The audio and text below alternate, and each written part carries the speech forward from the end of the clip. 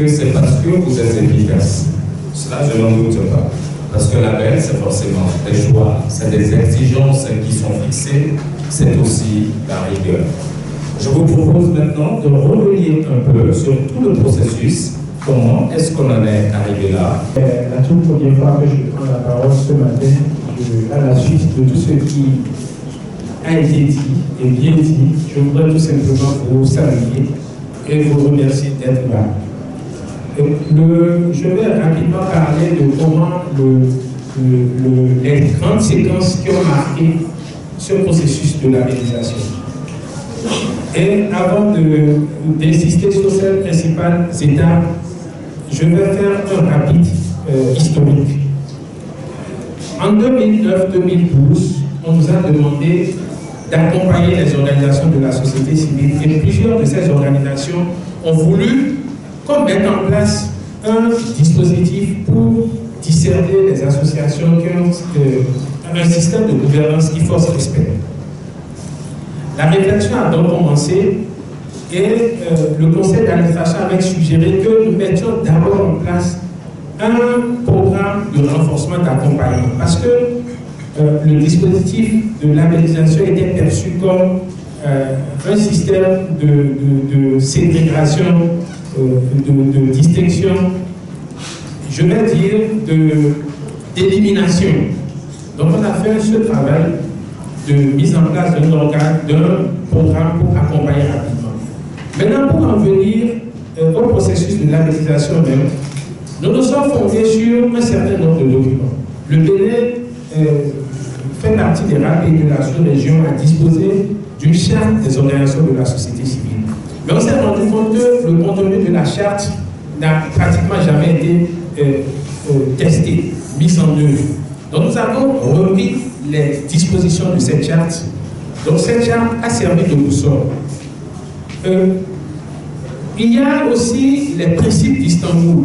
Donc il y a un agenda international qui indique la direction qui peut celle des associations si elles veulent être efficaces. Nous avons aussi considéré un certain nombre d'outils que les partenaires techniques et financiers et toutes les structures, les ONG internationales qui accompagnent les associations, donc des outils qu'ils utilisent pour évaluer les associations. Donc il y a d'abord eu ce travail théorique qui a permis de fixer un certain nombre de critères par rapport auxquels une association pourrait être appréciée, évaluée.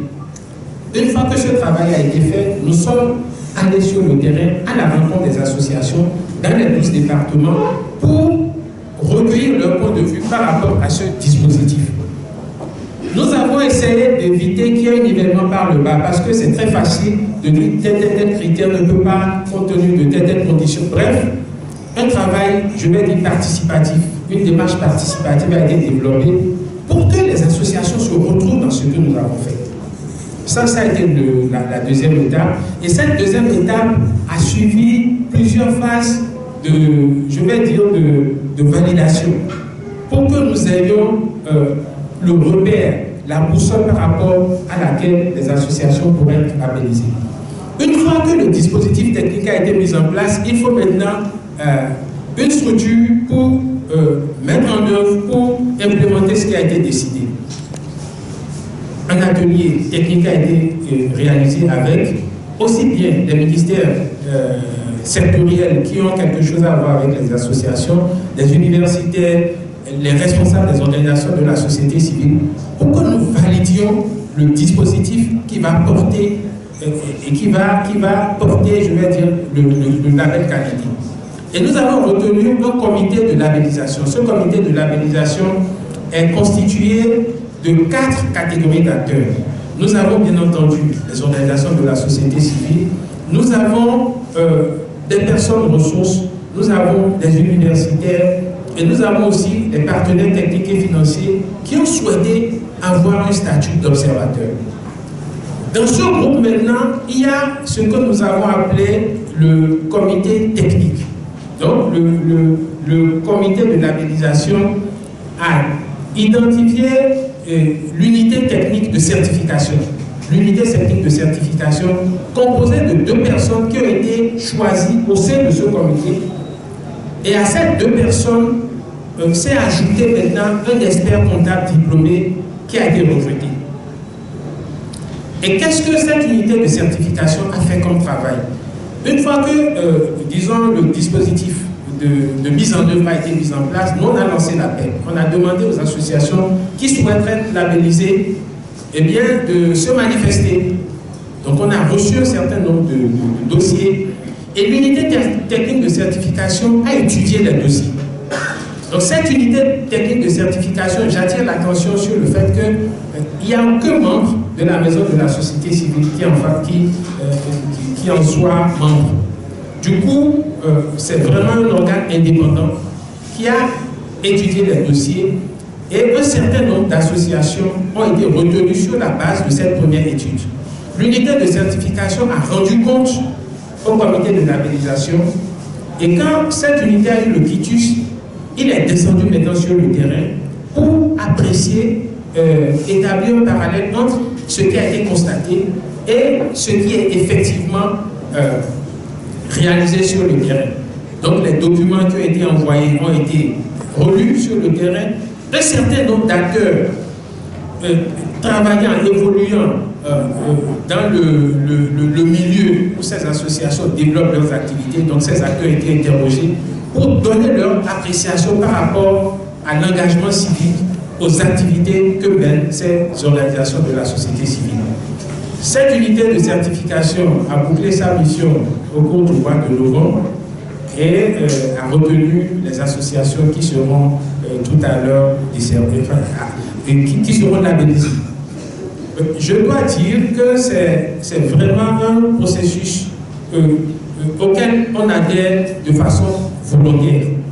Et le souhait de la maison de la société civile, c'est que un grand nombre d'associations demandent ce label. Nous sommes à la première édition, nous sommes toujours disponibles pour recueillir des observations susceptibles de nous aider d'améliorer le dispositif. Je vais finir, et j'ai fini, mais je m'en voudrais de ne pas remercier encore une fois chacun de vous, et particulièrement le conseil d'administration qui nous a accompagnés, l'équipe de la maison de la société civile qui a travaillé, et le consultant, le tout premier consultant de ce dispositif qui est présent ici. Je pense que d'ici là, on pourra lui donner la parole, il va faire un petit témoignage. Mais c'est lui qui a déclenché le dispositif que nous célébrons aujourd'hui. Je vous remercie.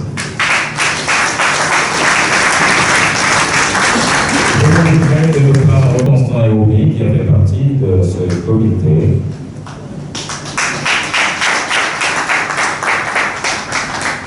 J'avais cité 2 autres, il fallait, bien sûr, que je parle également de lui. Ce que ce label désormais et de ce que ça contient, de ce que ça représente également. Donc tout à l'heure, il y aura cette attestation, mais une attestation valable pour 3 ans. C'est fait à dessein, c'est pour 3 ans. Il y a le trophée qui est là, c'est un trophée en bronze, c'est un symbole. Il y a un chèque qui accompagne tout ceci. Un chèque, quand on l'a dans ces moments-ci, on est forcément content. Je vous dirai mon travail. On vous offre un vidéoprojecteur également. Et puis, il y a des timbres qui vont accompagner. Et il y a votre promotion qui sera faite, bien évidemment, par la maison de la société civile. Comme quoi, c'est beaucoup. Applaudissez pour tous ceux qui sont. Petite servante des pauvres. Sur vos donations, s'il vous plaît. L'attestation, le trophée, le chèque, le vidéoprojecteur est là.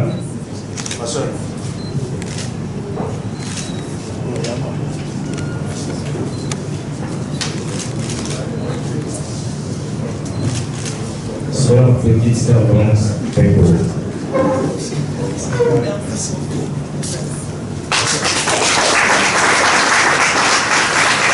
Merci de la mère et de l'enfant. On va.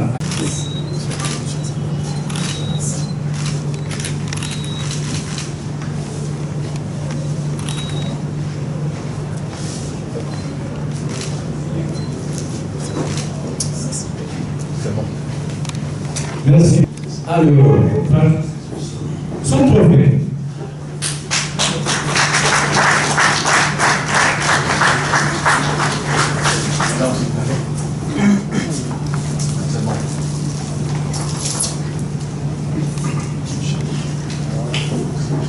L'attestation, le trophée, le chef et tout ce qui suit.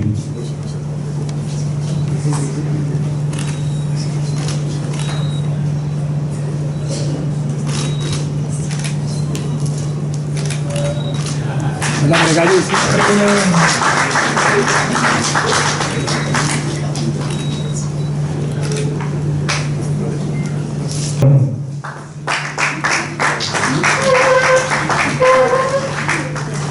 Je voudrais bien solliciter le représentant ou la représentante de la délégation de l'Union européenne à lui remettre son trophée.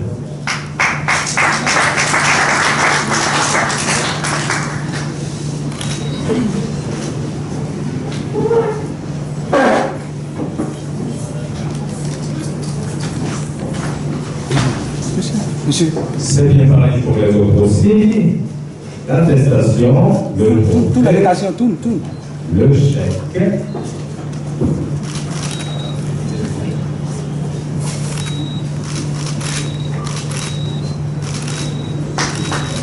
Merci.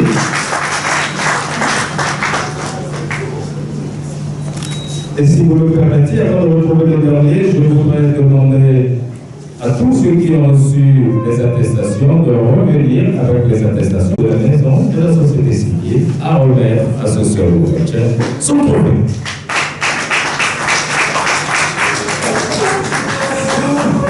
Non, l'examen est passé. N'ayez pas peur, l'examen est passé.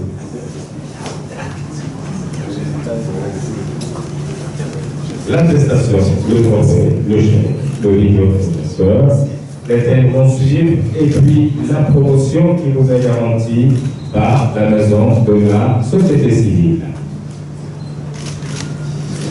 Je voudrais maintenant demander à tous les autres, à tous les autres, revenez s'il vous plaît pour la photo de famille. On veut vous avoir pour le 7.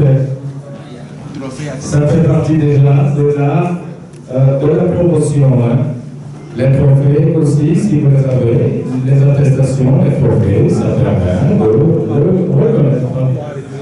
Bien sûr. Allez, venez avec nous. Ça fait partie des photos qui doivent faire le buzz, comme on dit.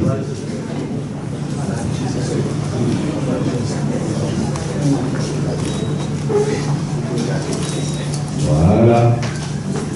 Alimenton, CEDEL, Niwanaké, Altip, Social Watch, Survie de la mère et de l'enfant, les sœurs OCDSP. Et voilà les 7 soirs.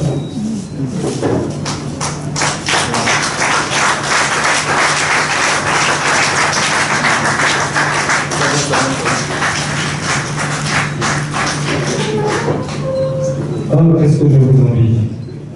Mais c'est le fruit de vos efforts. Bravo à vous, vraiment. C'est bon. Messieurs les photographes, ça peut. Merci beaucoup à vous. Veuillez rejoindre vos places, s'il vous plaît.